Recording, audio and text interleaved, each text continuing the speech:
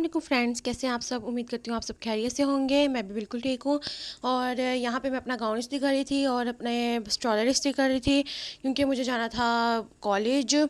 और देखिए यहाँ पे अब मैं निकलने लगी हूँ। अब मैं गेट बंद करके फिर मैं अब बाइक पे बैठूँगी और अब मैं आपको रास्ते में दिखा रही हूँ कि मुझे ना सेकेंड ईयर की फ़ीस वगैरह जमा करवानी थी। फिर मैं वो करवाने के लिए चली गई कॉलेज। और ये मैं आपको रास्ते में दिखा रही हूँ अपने कॉलेज का रास्ता।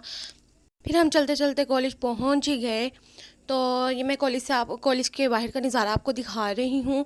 इसके बाद जी हम लोग गए थे, थोड़ा सा घर का सामान लेना था, फ़ोन लेने के लिए गए हैं। फिर यहाँ पे मैं आपको पेटू दिखा रही हूँ। आजकल माशाल्लाह अभी ईद उल अज़हा आने वाली है तो उसके लिए लोग तैयारियाँ कर रही हैं, पेटू वगैरह लेके फिर रहे थे। यहाँ मैं अब दालें चुग रही हूँ क्योंकि आज हमने बनानी थी हलीम।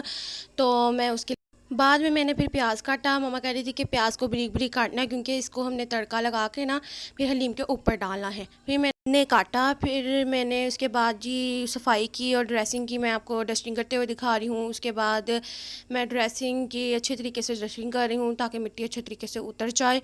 उसके बाद जी मैंने टेबल की सफाई की। शीशे को अच्छे तरीके से साफ़ करना बनता है क्योंकि शीशे के ऊपर जब कोई एक चीज़ जम जाए ना फिर वो वहीं पर जम ही जाती है। उसके बाद मैंने झाड़ू दी। झाड़ू देने के बाद मैंने फिर बाहर जो है सहन में वैपर फेरा। वैपर भी अब जब आपको पता है गर्मियाँ आ गई हैं फिर जो हमारी ज़मीन है वो बहुत ही गर्म हो जाती है। फिर उसको ठंडा करने के लिए बार बार पानी फेरना पड़ता है। उसके बाद मैं आपको दिखा रही हूँ हलीम दिखा रही हूँ कि ये देखिए कितनी खूबसूरत लग रही है। और बाद में जी ये जो प्याज मैंने काटा था वो मम्मा फ्राई करी थी और मैं यहाँ पे हलीम के साथ रोटी खा रही हूँ।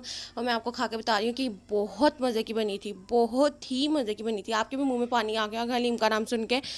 तो फिर अगर आपने खानी है तो फिर आ जाए, मैं आपको खिलाती हूँ। बहुत ही मज़े की बनी थी। इसके बाद जी मैं बच्चों को ये जी मैथ के सवाल समझा रही हूँ जो कि वो बहुत ही नामुमकिन बात है। फिर उसके बाद मैं इनको समझा रही हूँ। फिर अल्लाह का करम है कि जी उन्हें याद हो गया, मैथ की समझ आ गई अच्छे तरीके से। मैं अब इनको बार बार समझा रही हूँ कि नहीं ऐसे करना है। फिर जी वो कहते मैम जी हमें समझ आ गई है। उसके बाद मैं इनको अगले पेज को समझा रही हूँ कि इसको ऐसे नहीं ऐसे करना है।